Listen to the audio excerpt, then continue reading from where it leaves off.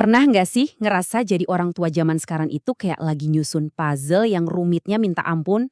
Kalau iya, tenang, Anda nggak sendirian. Hari ini kita akan coba bedah beberapa kepingan puzzle itu bareng-bareng. Dan ini bukan sekedar pertanyaan iseng ya kan? Ini pertanyaan yang mungkin suka muncul di kepala kita pas lagi di jalan atau pas lagi mandangin anak kita tidur. Nah, pertanyaan inilah yang bakal jadi kompas kita untuk beberapa menit ke depan. Untuk menjawabnya, kita nggak akan ngawang-ngawang. Kita akan berpegang pada kerangka dari buku Mendidik Anak dalam Keluarga, sebuah panduan yang memang dirancang khusus untuk tantangan-tantangan yang kita hadapi sekarang. Jadi, ini dia peta perjalanan kita. Kita mulai dari pertanyaan besar soal peran kita. Lalu kita bangun fondasi emosi yang kuat, lanjut belajar cara membimbing, bukan menghukum. Terus kita taklukkan dunia digital, dan terakhir kita akan diingatkan lagi soal betapa kuatnya peran rumah kita. Sudah siap? Yuk kita mulai? Oke, kita mulai dari yang paling dasar. Di tengah riuhnya berbagai macam nasihat parenting di luar sana, yuk kita tarik diri sejenak dan kembali ke intinya, peran kita di rumah. Apa sih yang sebetulnya bikin keluarga itu penting banget? Familiar banget ya sama gambaran ini. Rasanya kayak jadi pemain sirkus yang terus-terusan juggling bola dan bolanya nambah terus. Di tengah semua kesibukan itu, wajar banget kalau kita kadang bertanya-tanya, udah cukup belum ya usaha gue? Nah, mari kita cari jawabannya. Dan ternyata intuisi kita itu bener loh, ada dasarnya secara ilmiah.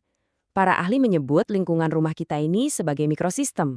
Gampangnya, anggap aja rumah itu kayak tanah yang subur buat benih anak kita. Sekolah, teman-teman, itu ibarat cuaca. Bisa panas, bisa hujan. Tapi yang paling menentukan tumbuh kembang si benih, ya kualitas tanahnya itu, yaitu rumah. Jadi intinya, rumah adalah pusat semesta bagi anak kita. Oke, jadi kalau rumah itu fondasinya, bata pertama yang harus kita pasang itu apa? Jawabannya, semuanya berawal dari koneksi emosional. Dan dari semua skill emosional, ada satu yang paling penting kita wariskan, empati.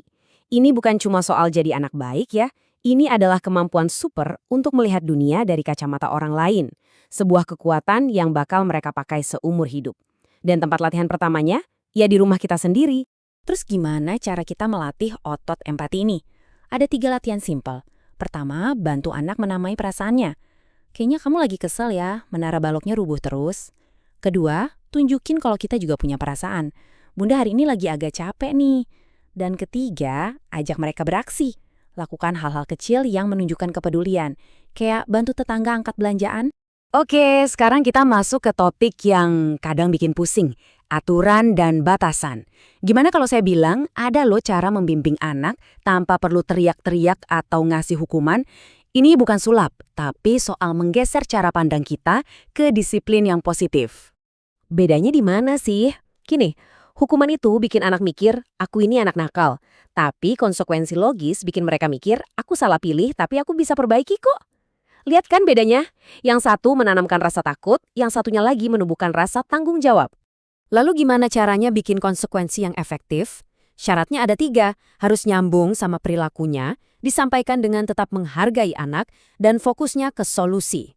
Contoh gampangnya gini, kalau nggak mau beresin mainan, konsekuensinya bukan dihukum di pojokan. Konsekuensi logisnya ya mainannya diistirahatkan dulu untuk sementara waktu.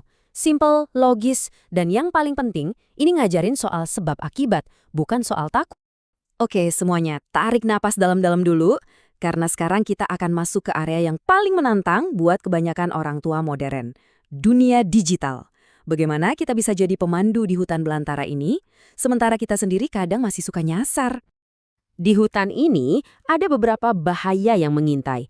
Tekanan dari media sosial, game yang bikin kecanduan, berita bohong di mana-mana, sampai soal keamanan data pribadi. Intinya bukan melarang total, tapi sadar kalau kita nggak bisa biarin mereka jalan sendirian di hutan ini. Mereka butuh kita sebagai pemandu. Terus mulainya dari mana? Salah satu alat yang paling manjur itu adalah rencana media keluarga. Ini kayak bikin aturan main bareng-bareng di rumah. Bisa sesederhana kita sepakat kalau meja makan itu zona bebas gadget. Atau 1 jam sebelum tidur nggak ada lagi main HP, waktunya baca buku. Tapi ingat ya, aturan aja nggak cukup. Tujuan utamanya bukan cuma membatasi waktu di depan layar, tapi membangun pikiran yang cerdas. Kita perlu ajari mereka jadi detektif digital. Ajak mereka bertanya, Siapa sih yang bikin konten ini? Mereka mau aku ngerasa atau ngelakuin apa ya? Kemampuan berpikir kritis inilah antivirus paling ampuh yang bisa kita pasang di pikiran mereka. Nah, semua yang udah kita bahas tadi, mulai dari koneksi emosi, disiplin positif, sampai soal dunia digital, semuanya ini mengerucut ke satu kesimpulan besar yang menurut saya sangat menguatkan kita sebagai orang tua. Coba kita renungkan ini baik-baik. Sekolah itu penting, tentu. Les tambahan juga bagus. Tapi semua itu cuma bisa berdiri kokoh di atas fondasi yang sudah kita bangun di rumah. Rasa penasaran, kebaikan hati, mental yang kuat, akarnya itu ada di obrolan kita di meja makan. Peran kita sebagai pendidik pertama dan utama itu nggak akan pernah bisa digantikan oleh siapapun. Dan gagasan ini sebetulnya bukan hal baru loh. Ini sudah jadi inti dari filosofi pendidikan kita yang diungkapkan dengan sangat indah oleh Ki Hajar Dewantara. Setiap orang adalah guru, setiap rumah adalah sekolah. Coba deh resapi kalimat itu. Setiap rumah adalah sekolah. Ini pengingat yang luar biasa ya, bahwa momen belajar yang paling berharga itu seringkali terjadi bukan di dalam kelas, tapi justru di rumah. Oke, sebagai penutup, saya mau ngasih satu tantangan kecil. Nggak usah yang muluk-muluk, coba pikirkan. Kira-kira satu pelajaran apa, mungkin soal berbagi atau soal nggak apa-apa kalau gagal, yang bisa Anda ajarkan di sekolah rumah Anda minggu ini. Terima kasih sudah menyimak dan belajar bersama hari ini.